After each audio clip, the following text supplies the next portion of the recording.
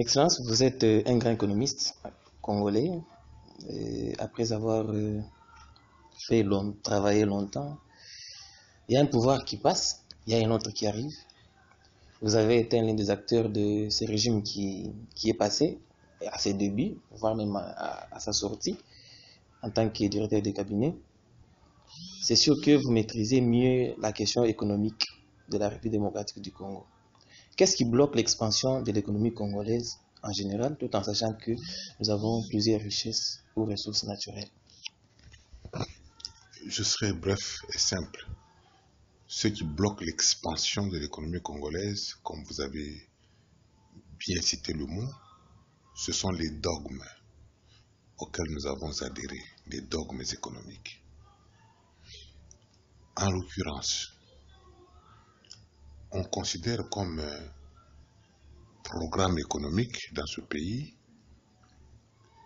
comme bonne mesure économique, essentiellement celles qui vont dans le sens prêché par les institutions de Bretton Woods, le Fonds monétaire international et la Banque mondiale.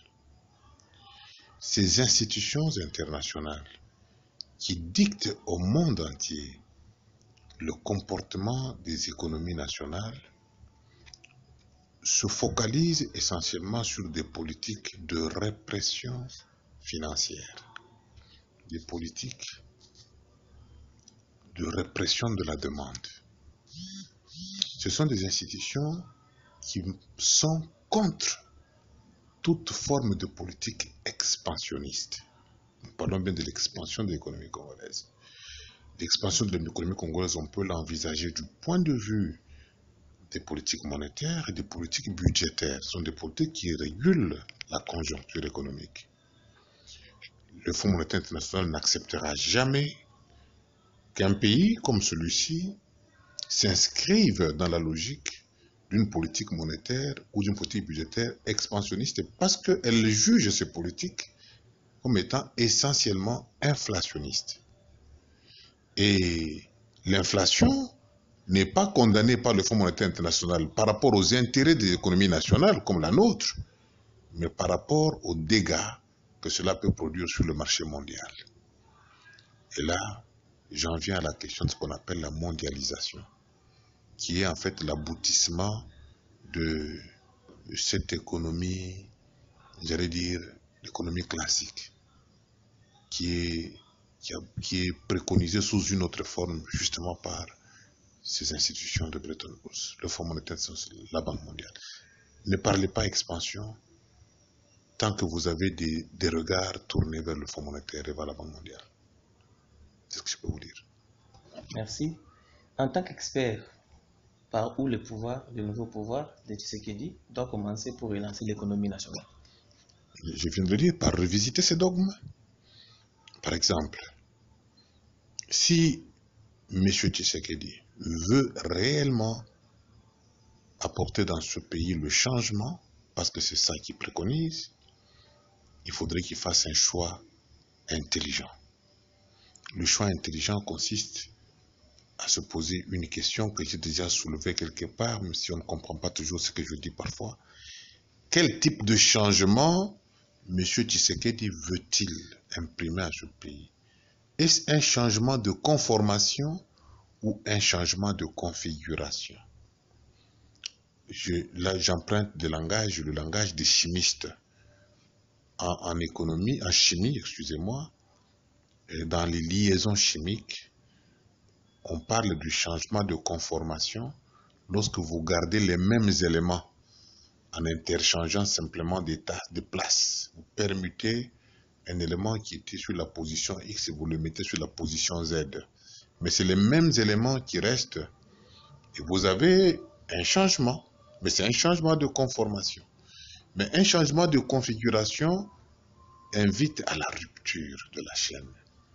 La rupture, ça veut dire je dois élaguer de cette chaîne des éléments nuisibles et insérer dans ma chaîne, dans ma liaison chimique, d'autres éléments qui n'y figuraient pas. Alors à ce moment-là, les éléments nouveaux Ce n'est pas les éléments nouveaux par rapport à leur figure, mais par rapport à leur comportement, par rapport à leur capacité, par rapport à leur vision, par rapport à beaucoup d'autres choses. Ce sont ces éléments nouveaux qui vont provoquer des réactions différentes de celles qu'on aurait eues si on avait continué dans un changement de conformation. Le tout se jugera à travers ce qu'on appelle par les chimistes des réactions chimiques. Ça veut dire, dans le cas qui nous concerne, quels sont les résultats économiques fondamentaux que nous attendons pour marquer effectivement le changement. Ça, c'est la question qui concerne la nature du changement que nous dirons. Mais vous me demandiez par quoi il faut commencer. Par la revisitation de ces dogmes. Il faut revisiter les dogmes. Il faut remettre en cause tout ce qui nous a fait échouer. Depuis 1960 jusqu'à ce jour, nous restons fondamentalement ancrés sur une politique, comme on appelle, des politiques de prudence, des politiques d'équilibre budgétaire, d'équilibre monétaire, alors que les équilibres exigent à leur tour d'atteindre un certain niveau. En l'occurrence, il existe ce qu'on appelle en économie, par exemple, l'optimum de Pareto. L'optimum de Pareto, c'est un point d'efficacité où on se dit quoi? Vous devez, avant de parler équilibre, vous devez d'abord avoir atteint le point de saturation de la combinaison de vos ressources, de telle sorte qu'il n'est plus possible d'ajouter une ressource X dans la combinaison sans retirer de la combinaison la ressource Y et obtenir un résultat idéal. Nous, on n'est pas dans la logique de l'optimum de Pareto. On n'est pas dans la logique de l'optimum du consommateur non plus. Mais nous sommes encore une économie naissante, un bébé qui ne sait même pas encore se tenir debout et on lui exige de marcher en équilibre. Comment voulez-vous qu'un bébé qui n'est même pas encore debout puisse marcher en équilibre? Prenez d'abord le temps de nourrir le bébé, de l'entretenir debout et supporter qu'il tombe. Tu dois tomber. Supporter qu'il tombe de temps en temps parce que c'est de plusieurs chutes qu'il va acquérir la force et apprendre le sens de la position debout. Et on vous dit en physique qu'un corps en équilibre est un corps stationnaire. L'économie revendique la dynamique, le mouvement. Donc, l'équilibre n'est pas une priorité en économie. C'est la croissance qui est une priorité. Pour une économie comme la nôtre, qui est encore à 95% vierge, il est important que le système public, je veux dire que le pouvoir public, puisse s'impliquer en priorité pour donner à cette économie une forme avant d'engager dans la bataille le secteur privé. Parce que comment il s'appelle encore, Prigogine disait que la puissance va toujours en raison inverse de la connaissance. Ça veut dire que pour une économie où le savoir n'est pas encore grand, où l'information n'est pas encore optimale, il est important que ce soit l'État qui domine l'activité économique. Et dominer l'activité économique pour l'État, ça veut dire s'appuyer sur deux béquilles au départ. La béquille monétaire et la béquille budgétaire. Il est important, et c'est par où je suis en train de répondre à votre question, par où commencer, il est important que l'État congolais commence par se doter d'abord d'une politique monétaire expansionniste et responsable. Parce que, comme disait encore une fois Colbert, faites-moi de la bonne monnaie et je vous ferai de bonnes finances. Grâce à une politique monétaire expansionniste, nous pourrons avoir une politique budgétaire à son tour expansionniste. Avec la politique budgétaire expansionniste, nous avons un État responsable, un État qui s'acquitte de ses fonctions régaliennes de façon suffisante. On aura un État qui s'occupe des chômeurs, qui s'occupe des veuves, qui s'occupe des orphelins, qui s'occupe de l'éducation, qui s'occupe de la santé, qui s'occupe des infrastructures de base. À travers quoi? À travers la politique de grands travaux. Nous avons un État qui vient compenser l'insuffisance de la demande parce qu'il n'y a pas de pouvoir d'achat. Et l'absence du pouvoir d'achat empêche l'activité économique. Parce que tous les keynésiens, il n'y a pas que les keynésiens, même des monétaristes reconnaissent que l'encaisse monétaire préalable est la condition sine qua non d'une activité économique viable.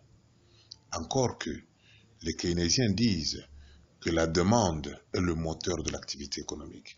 Dans une économie où le pouvoir d'achat est ce qu'il est, maigre, médiocre, il faut qu'à travers une politique budgétaire, j'allais dire avec Keynes, qu'il faut même s'empiffrer des dettes publiques. L'État doit s'endetter. S'il ne peut pas produire des impôts suffisants, il doit s'endetter.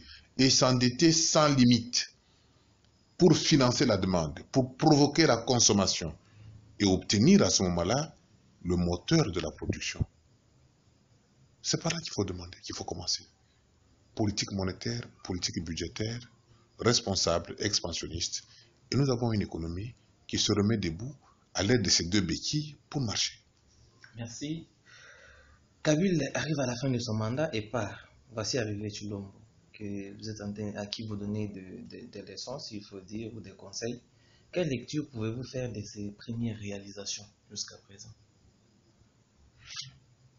Non, je ne pense pas qu'il est bon pour moi d'apprécier Tshilombo aujourd'hui parce que du point de vue de la constitution de notre pays, le président de la République est un irresponsable.